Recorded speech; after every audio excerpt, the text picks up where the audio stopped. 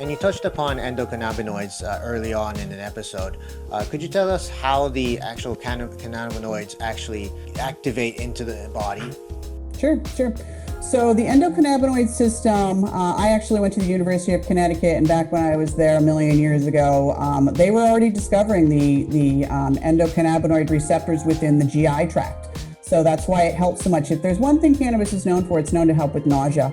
And they found those receptors in the GI tract. So we have what's known as CB1 and CB2 receptors. Most of the CB1 receptors are within our brain, and the CB2 receptors are within our periphery. So if we hit the CB1 receptors with THC, that typically gives you that high feeling. If we hit it on the periphery, you're not going to get that high feeling.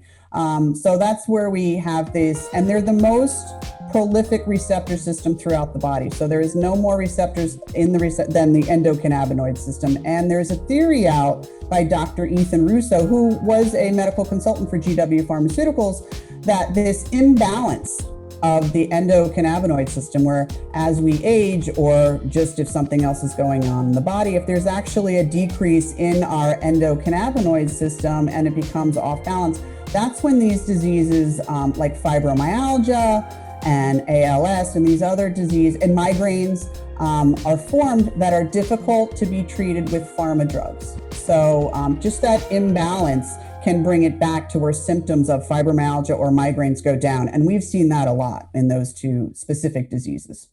And you said these are the most well-found compounds in our body, right? Or molecules. Mm-hmm. Yeah. Well, our brain naturally makes endocannabinoids. So you have phytocannabinoids, which are coming from the plant, and the endocannabinoids are what we naturally make in the brain. There's 2-AG, I'm not going to attempt to say the whole word, and then anandamide are the two. And anandamide, the Sanskrit word for that is actually bliss. So that's our happy molecule.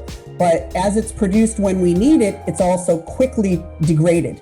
So with cannabis, you can supplement for that. And in terms of fear, we don't have a drug that treats fear, in terms of relaxation.